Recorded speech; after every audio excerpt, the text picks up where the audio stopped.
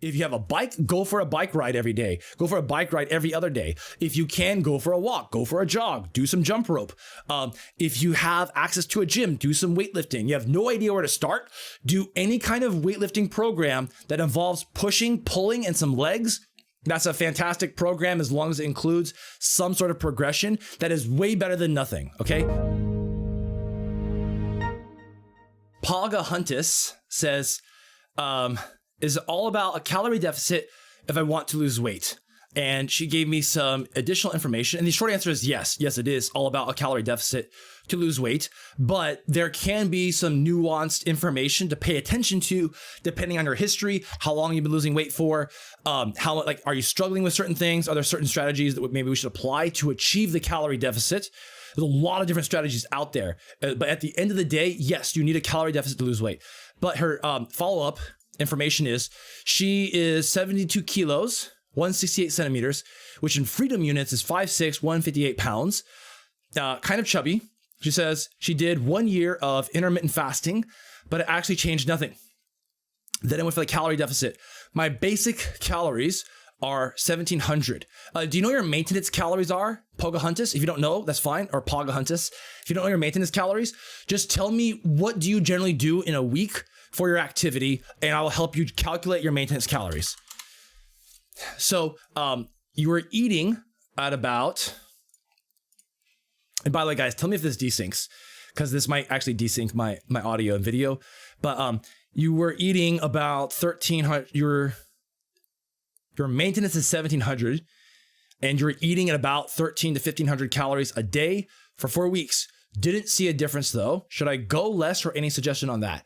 So what kind of activity are you doing? Because let's just double check the numbers for your maintenance. Is your maintenance 1,700? So here we have exclamation mark TDEE, total daily energy expenditure, or TominationTime.com/TDE. You can see it up there. And so we're gonna enter her information. She is, I don't know how old you are, I'm gonna say 30.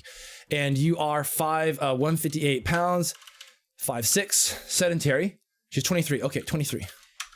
And mostly in the office with a standing table, okay. Which, by the way, the calories burned from standing all day versus sitting all day, even though you're motionless, the calories extra burned is in the tens of calories. So to me, that's kind of negligible. I don't count that for anything, because I don't want to count for it, because I don't want to overestimate my expenditure and think and get disappointed when I'm not losing fat faster. You know what I mean?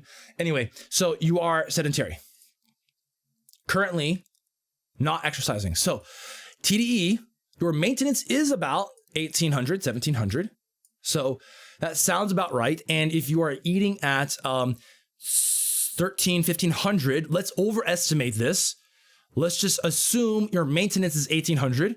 Let's assume the worst case fat loss scenario, because you are not losing weight right now, it sounds like. 1,800 calories, and let's just say you're eating around 1,300 to 1,500 calories per day. How confident are you that you're really nailing those targets and you have little wiggle room? Because if you're only kind of confident, we should assume the worst case, which is you're eating at 1,500 calories per day, which means you'd be losing about half a pound per week. Sorry, I rounded up on this. I meant to round down to assume worst case. That is, maybe your maintenance is not as high as you think it is.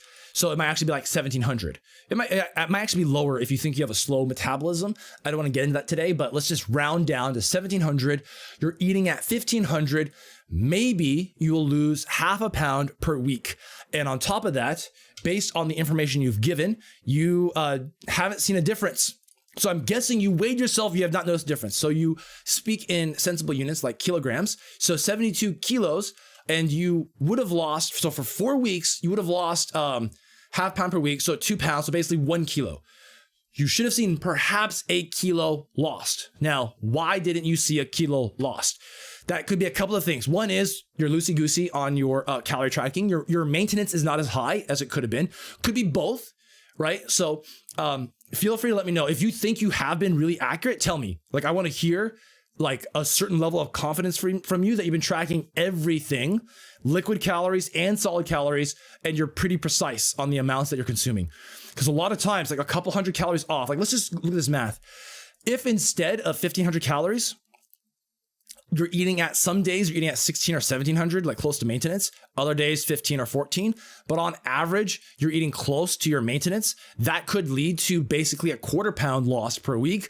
And then over a course of a month, that's going to be half a kilo, right? 1 pound, half a kilo. It's going to be hard to see that, because if you have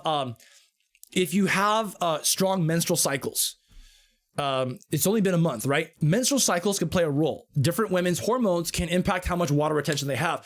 Some women will feel very bloated, some don't, but depending on where they are in their period.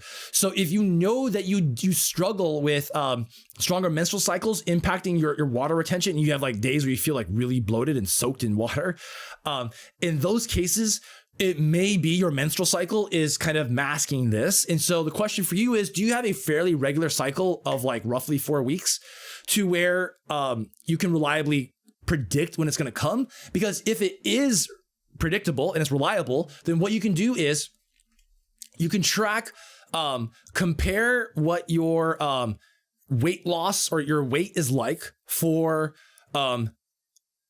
week by week one versus the other month's week ones, and week two versus other month's week two. So for example, week one, what is your average weight for month one? And then month two, week one, what is your average weight? And then month three, week one, what is your average weight? Is that going down by the 1 kilogram or half a pound or half a kilo that we expect month by month? And then same thing with, what does your weight look like week two, month one versus week two, month two? And is that moving down? Because week by week, it might be fluctuating too much with water weight that is really hard to see where it's actually going. So this is a different strategy. Also, I would say be patient, because sometimes weight loss is not linear. And as you're losing weight, you might be retaining more water, which is going to mask the weight loss on the scale. However, how do you solve this problem? So Pocahontas already answered like how to change your expectations. But if you want to accelerate things more, yes, I would either reduce calories more or increase activity. Those are the two knobs we can control for weight loss. Decrease the amount we're eating, increase activity. Obviously, there are limits to how much we can do. Eating 0 calories every day for months, I do not recommend. In some extreme situations, maybe a water fast would be okay, but I usually don't recommend a water fast for most people. Also, the other extreme being doing a marathon every day is probably too much activity for the common person. So don't do a marathon every day. Don't do a water fast for a year. Okay. Find some limit. Like everyone has their own limits about how low they can drop calories before they feel like they're crashing and burning. That's kind of the limit. Like don't go to crashing and burning mode. Same thing with activity. Don't grind yourself into the dirt. Increase to whatever you can.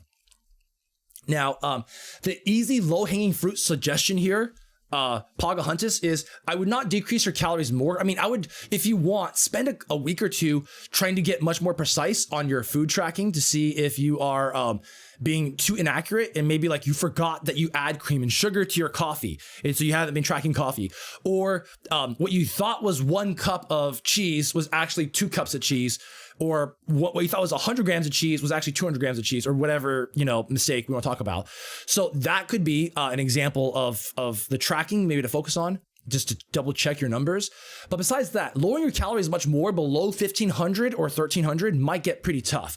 You're doing nothing right now for your activity. Can you do more activity? She says, no, I'm actually weighing every day, and I put it into my counting. Okay, so you are weighing your food. Okay, so it might be that you're accurate on that. Okay, fantastic. The lowest hanging fruit suggestion here is not to decrease your calories. I would suggest increasing your activity in any way, shape, or form. So Pocahontas, without knowing what you have access to or what you enjoy, I'm going to throw out a whole bunch of random blanket suggestions. So anything that gets your heart rate up, that you can sustain, and just do it. Just as Emperor Palpatine would say, just do it. And so, for example, if you have Just Dance at home, play Just Dance. If you if you like doing yoga, yoga doesn't burn a lot of calories, but fuck it, it's better than doing nothing. Do yoga. If you want to follow along with some sort of HIIT cardio workout at home, HIIT, do any of those. If you have a bike, go for a bike ride every day. Go for a bike ride every other day. If you can, go for a walk, go for a jog, do some jump rope. If you have access to a gym, do some weightlifting. You have no idea where to start, do any kind of weightlifting program that involves pushing, pulling, and some legs, That's a fantastic program as long as it includes some sort of progression. That is way better than nothing, okay? Pushing, pulling legs, it has some plan for progression. Try that out. Obviously, there's good, we can further subdivide what's optimal or not, but that's kind of like my minimum requirement of what's going to be at least an okay lifting program. If you want to dissect the lifting program some other time, we can talk about that. But that's the general direction I would go, Pagahuntus. Increase your activity to whatever you can and just keep your calories roughly the same, assuming you feel pretty confident in the accuracy of the calories, okay? If you like the content, comment and subscribe on YouTube. Also, follow us on Twitch and leave the notifications on. Feed your brain, feed your body, and see you next time.